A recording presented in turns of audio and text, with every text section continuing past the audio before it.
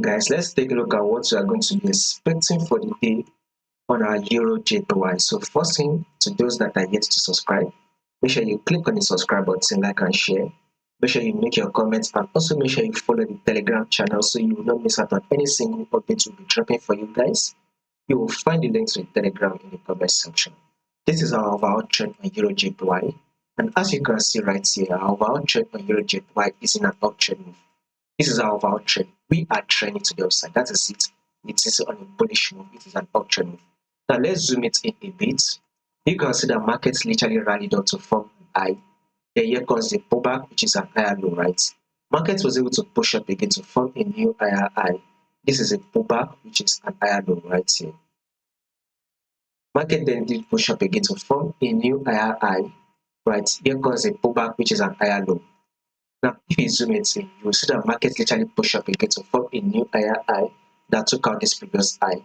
This is our pullback, which is an higher low right here. So this is a pullback, which is an higher low. So with this pullback, which is an higher low, we should be expecting market to continue to rally up to to take out this high, thereby forming a new higher high. So above all, a bullish move, right? The movement to the upside is what we should be expecting on our EURJPY. So if you are not yet in the buy, look to going for the buy on your EURJPY. Now zoom it in right here. We can see that markets drop and give us multiple rejection at this zone right here. What you can see is market has been giving us a multiple rejection at this zone, whereby market was able to rally up, then it came back to pull back. Market is now pushing up right here. So with this push up, that eventually took out this previous high. Now we should expect market to pull back and then one more push up again. So above all, we should be anticipating for the movement to the upside, right, on our EURJPY. So if you are not yet in the buy, look to going for the buy. But if you are already in the buy, you can still within your buy position.